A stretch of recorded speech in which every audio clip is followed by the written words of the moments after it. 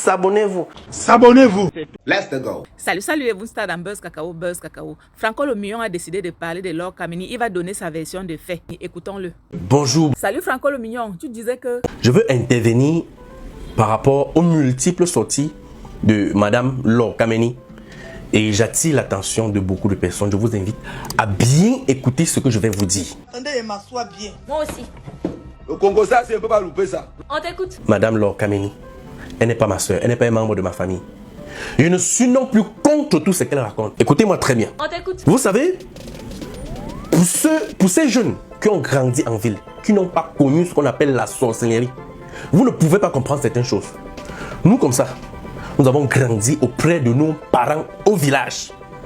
Et quand on parle du village, c'est dans les villages qui a vraiment ce qu'on appelle la plus sorcellerie. Donc nous avons grandi avec des sorciers au village. Comprenez bien ce que je vous explique. Quand je quitte le village, j'arrive à Yaoundé. Je pars encore acheter le terrain dans un village à Yaoundé où il y a encore la sorcellerie. Hein, Franco Le Million, la sorcellerie se pratique où? La sorcellerie se pratique dans les villages. Je choisis encore quel métier dans ma vie? Le métier de la photographie. Qui m'oblige à être avec toujours des sorciers. Les problèmes de terrain, on appelle les photographes de venir filmer. Les problèmes de ceci, de cela, c'est les photographes qu'on appelle de venir toujours immortaliser. Donc, partout, on rencontre des sorciers. Et maintenant, il y a des gens qui ne savent pas que pour un plat de nourriture, un sorcier peut te tuer. Méfions-nous. Et vous êtes toujours en train de dire, ah, tout ce que celle-ci ou tout ce que telle personne fait, c'est du n'importe quoi, c'est des racontages. La personne peut ne même pas être mauvaise, mais vous amenez la personne à être méchante ou mauvaise. Ah bon? Pourquoi? Non, parce que vous êtes en train de dire, tu peux me faire quoi? Sachez que quelqu'un vous parle en tapant la main sur la poitrine que méfie-toi de moi. Certains vont venir ici dire que, vous savez, Laure Kameni, comme beaucoup viennent m'écrire, j'ai commencé à bloquer plus d'une trentaine.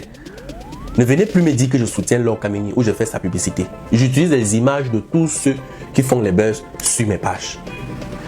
Laure Kameni est d'actualité. Voilà la raison pour laquelle j'utilise ces images. Et Laure Kameni ne m'a jamais interdit de ne pas utiliser ces images. Si elle m'appelle aujourd'hui ou bien si elle m'écrit seulement que Franco, je ne veux plus que tu utilises ces images. Moi, je respecte mes aînés. Ce n'est même pas parce qu'elle est voyante que j'ai peur. Rien que l'âge, je respecte cela. Je ne vais plus utiliser. Il y a plusieurs personnes que j'ai utilisé l'image. Ils m'ont appelé. Ils m'ont écrit au WhatsApp que Franco, je ne veux plus voir mon image sur ta page. J'ai arrêté. Ce que tu dis là est pertinent, Franco. Continue. Je vous ai dit depuis que les gens marchent par catégorie. Chacun sait ce qu'il compte. Alors si toi aussi, parce qu'elle a aussi parlé mal de tel ou de X, tu te lèves aussi, tu commences aussi à parler mal d'elle. C'est-à-dire que toi-même tu sais sur quoi tu comptes.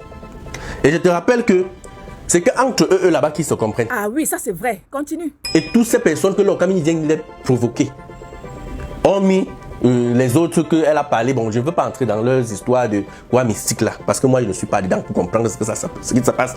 Donc en dehors de ça, ces jeunes influenceurs que Laure Kameni a attaqués, c'est tout simplement parce qu'ils se sont levés pour combattre Laure Kameni.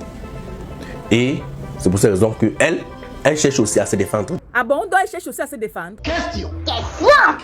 Je ne sais pas si elle cherche à se défendre ou elle fait vraiment des révélations. Je ne sais pas. Ok, continue. Chacun sait sur quoi il compte. Et je vais vous dire, comme je vous ai dit l'autre jour, que la malédiction que vous voyez là existe. Et parfois c'est mieux de se défendre. Quand plusieurs personnes parlent déjà en ton nom, parlent de toi en mal, ça t'apporte les... Le diable commence à te guetter. Parfois, il faut te défendre pour éviter cela. C'est pour cette raison, quand il sent l'étincelle, j'éteins une fois. Quand je vois l'étincelle quelque part qui va un peu teigner les mains de Franco, j'éteins une fois.